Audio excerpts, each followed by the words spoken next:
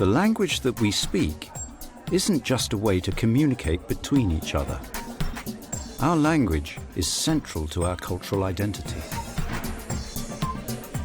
It's vitally important that every country can create their own film and television in their own language, and that this can be shared with others around the world. Not speaking the language of a film shouldn't stop an audience from enjoying it. In the earliest days of cinema, this wasn't a problem. The very first films were international because they were silent. It was very easy to translate the intertitles, the on-screen cards that explained what was going on. But in 1927, sound arrived in the cinemas. And this was a new challenge for filmmakers who wanted people around the world to see their films. Soon, the first subtitles started appearing on screen. While audiences were reading a translation of the dialogue on screen, they could still hear the actors speaking the original language of the film. As technology improved, it became easier to dub a film. The dialogue was translated, and the new dialogue was recorded by actors in a studio. But you said you loved it. So the audience was watching the original actors on screen, but they were listening to different actors who were speaking their own language.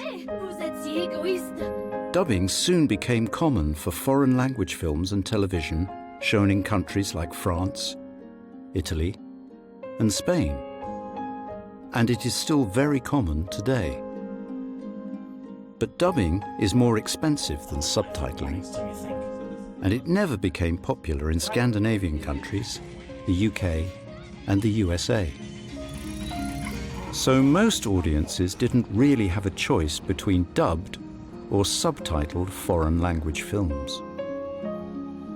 Today, you can watch films and TV from around the world with just the press of a button. With the incredible rise of video streaming services, audiences can now select from dubbed or subtitled versions in multiple different languages. And this demand for international content has created lots of exciting new opportunities for language lovers.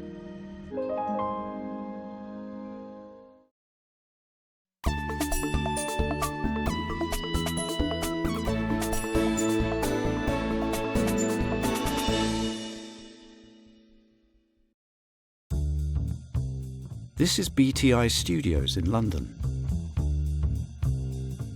BTI Studios work for broadcasters, video streaming services, and film studios, adapting film and television content for new audiences.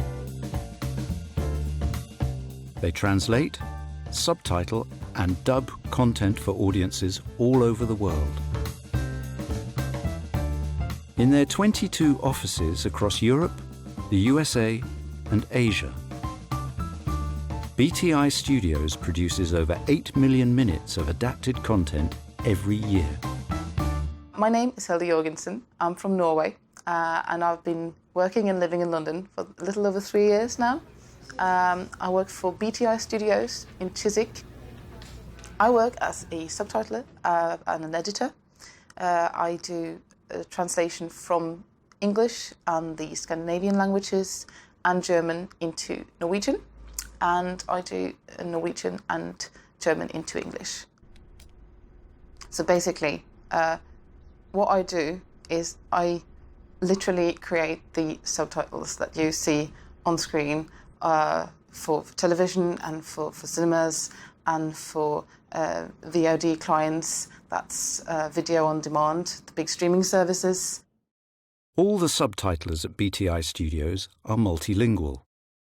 I come from a background of literature. I studied literature and linguistics, and I studied English literature with a bit of German and Italian literature. Hildy works on all sorts of film and television programs. While she watches the screen, she listens to the dialogue, translates it, and types the on-screen subtitles. Literally what you see is what we do, the physical work of it, when the block appears on screen, how long it's there for, what it looks like, what it contains, and where it leaves, where it disappears. It's very challenging work, and she has to work quickly. We normally measure the time it takes based on like one program, one show, one episode should take about a day. So we should do approximately half an hour a day. That's first translation, which means that we do everything from scratch. Today, she is listening to a conversation in English, translating it in her head, and creating the subtitles in Norwegian on screen. You create these boxes of translations that correspond with the dialogue that you hear. So it's like getting the dialogue in one ear and then the words come out of your mouth, except you're writing them down. And so you have to be able to think in two languages simultaneously. The biggest problems are time and space. There isn't very much room on screen for text, and people haven't got very long to read the subtitles. So sometimes it's difficult to accurately translate the dialogue into short sentences. And you have to condense the language a lot. You have to shorten sentences, shorten long speeches in order to make them fit into these small boxes that are on screen for only a few seconds.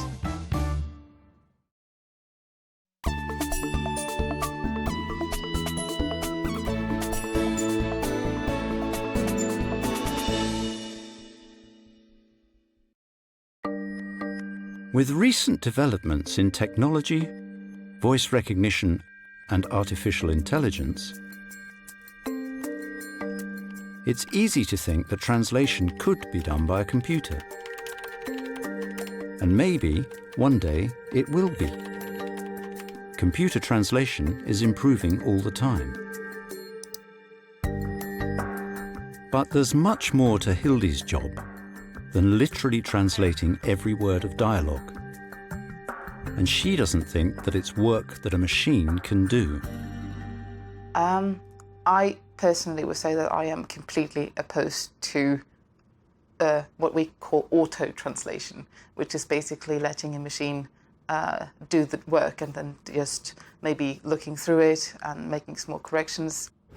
The offices at BTI Studios are full of talented and creative language experts, rather than just computers, for a very good reason.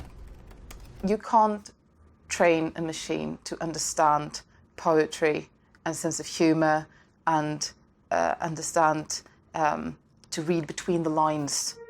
And sometimes, especially with idiomatic language, there's just no literal translation. And then Hildy needs to use her knowledge and experience to try to find the best possible translation.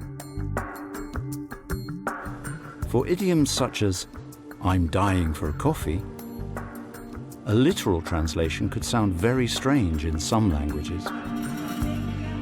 If I can't really find a good, accurate, literal translation, try to remind the viewer of the context, try to use associative words for idioms and phrases like that.